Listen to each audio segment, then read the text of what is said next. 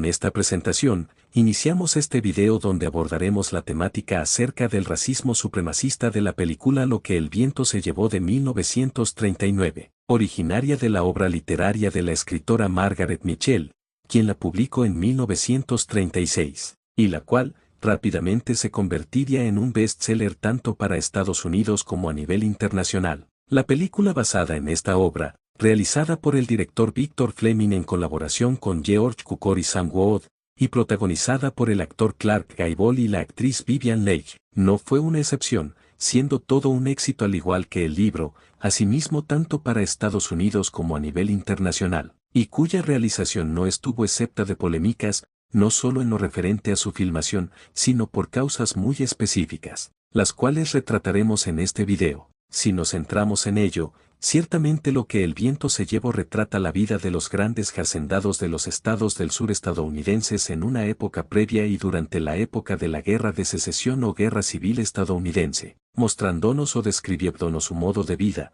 de buena clase, fiestas y bailes en una época muy productiva para sus haciendas y terrenos. En ese sentido nos refleja una época añorable de buena convivencia, buen clima y productividad económica, pero asistida por la servicialidad de la población negra. En esto haremos hincapié en un aspecto de interés como lo es la añoranza de la esclavitud norteamericana. Si abogamos al principal relato o romantización de esta, tenemos que arrastrarnos hasta el siglo XIX, época donde el territorio norteamericano sufrió un cisma de separación de sus estados generando una guerra entre los estados del norte y los estados confederados del sur provocando la Guerra Civil norteamericana, de la cual los estados del norte salieron victoriosos. Por supuesto esto último siendo favorable para la formalización de los Estados Unidos de América. Ante su inconformidad, los estados del sur empezaron a construir relatos favorables a su imagen y causa. Uno de los principales fue El mito de la plantación, un relato que describe una época de mucha buenaventuranza para los estados sureños,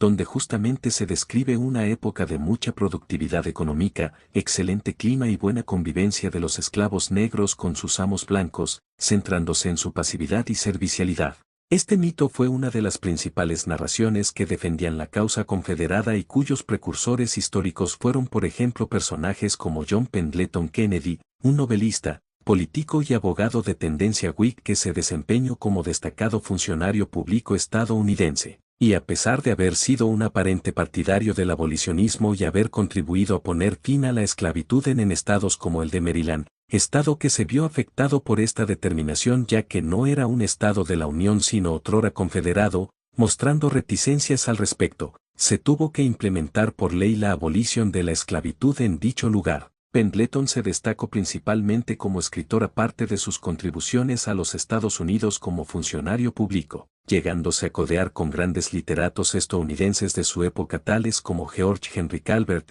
James Fenimore Cooper, Charles Dickens, Washington Irving, Edgar Allan Poe, William Gilmore Simms, William Makepeace Thackeray, entre otros. Incluso habiendo considerado en un principio la novela de un joven e incipiente Edgar Allan Poe, M.S. Foundy Sabatle, y posteriormente presentándolo a Thomas Willis Wade, editor del Southern Literary Messenger, Pendleton se relacionó con grandes figuras literarias y líderes cívicos de su época, pero centrándonos en su novela de Swallow Band de 1832. Convirtiéndose en la pionera de la corriente literaria de lo que posteriormente sería la tradición de las plantaciones o el mito de la plantación. Esta última tuviendo mayor apogeo a fines del siglo XIX, justamente caracterizándose como una literatura defensora y romantizadora de la esclavitud y los estados confederados, y principalmente opositoras a narrativas sobre los esclavos como las de Frederick Douglass y novelas abolicionistas como La cabaña del tío Tom de la escritora británica y abolicionista activa,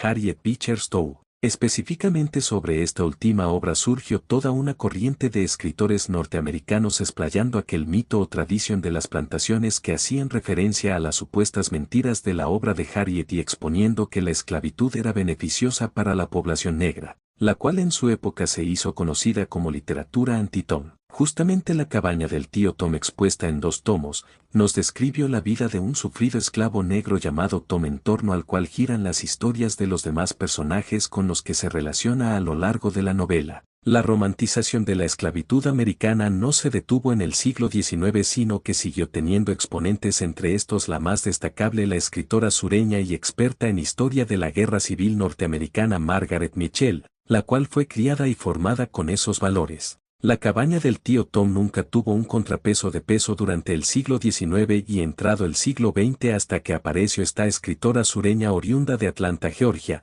creando una novela estupendamente escrita, con una trama destacable y entrañable como lo fue Lo que el viento se llevó, contribuyendo a la perduración y concientización del mito de la plantación. Retrotrayéndonos a la película en sí, justamente tuvo muchos pormenores respecto a este contexto. No fuera de polémicas, hubieron muchos opositores a la creación de esta película, entre estos actores, productores, guionistas y directores. Y por supuesto una fuerte oposición de sectores políticos y los partidarios de la defensa civil de los derechos de los afroamericanos, entre estas la NAACP, denunciando estos hechos y considerándolos como un ataque a la población negra. Hasta el mismo George Cukor tuvo que rendir cuentas a esta entidad mientras se estaba creando esta película. De todas formas, eran épocas de segregación racial, la cual no terminó hasta fines de los años 60 en los Estados Unidos. Volviendo al periodo de la creación y estreno de esta película, en aquella época un alto porcentaje de la población norteamericana creía en ese mito, cercano al 30%,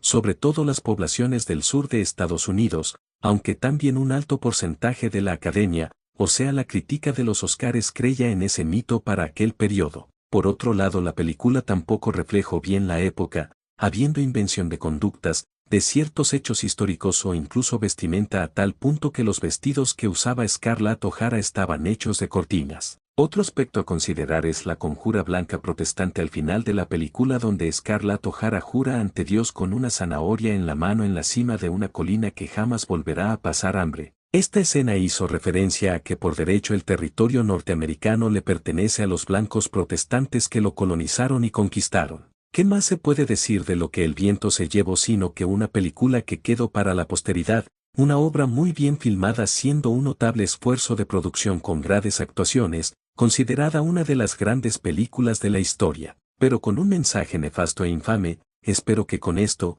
la idealización de esta película como la novela queden bajo la mirada fija de un ojo crítico y la denuncia de lo que ocultan obras como estas. Espero que este video les haya sido de utilidad y esclarecedor respecto a estos temas. Un saludo y hasta la próxima.